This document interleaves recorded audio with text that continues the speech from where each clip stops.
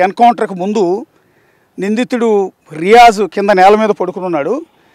చుట్టూ పోలీసులంతా కూడా మూగిపోయి ఉన్నారు. అప్పటికి బతికే ఉన్నాడు, అసలు ఏం కాలేదు నిజానికి. ఆ తర్వాత హాస్పిటల్కి కూడా తరలించారు. హాస్పిటల్లో ఎన్కౌంటర్ అయ్యాడు. సో ఆ స్పాట్ వీడియో ఎలా బయటకు వచ్చింది అంటే, ఇప్పుడు మనోడు చెప్తున్నట్టుగా, రాజేష్ చెప్తున్నట్టుగా, ఆ పక్కనున్న ఆ మెయిన్ గేట్ దగ్గర నుంచి ఒకళ్ళు సెల్ ఫోన్లో షూట్ చేశారు ఆ వీడియోని. రాజు ఇటు చూపించండి. ఇక్కడికి వచ్చిన తర్వాత, సో ఇదే ప్రాంతంలోకి వచ్చారు వాళ్ళు.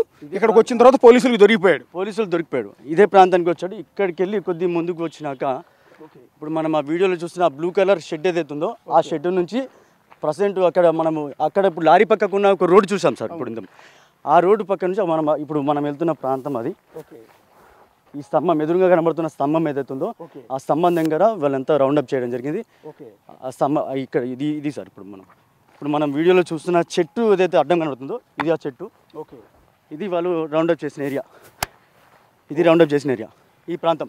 ఈ ప్రాంతంలోనే రౌండప్ చేశారు. అక్కడ నుంచి పోలీసు సంబంధించిన వాళ్ళ సిబ్బంది అంతా కూడా అక్కడ నుంచి తాళ్ళు తీసుకొచ్చారు కట్టనికి. అక్కడ నుంచి ఉరికొచ్చి అక్కడ ఎప్పుడైతే దాడి చేశాడో ఇక్కడ ప్రయత్నం చేశాడు, ఇక్కడ వరకు వచ్చాడు. ఇక్కడ రౌండప్ చేసి ఇక్కడ రియాజ్ని అదుపులోకి తీసుకున్నారు.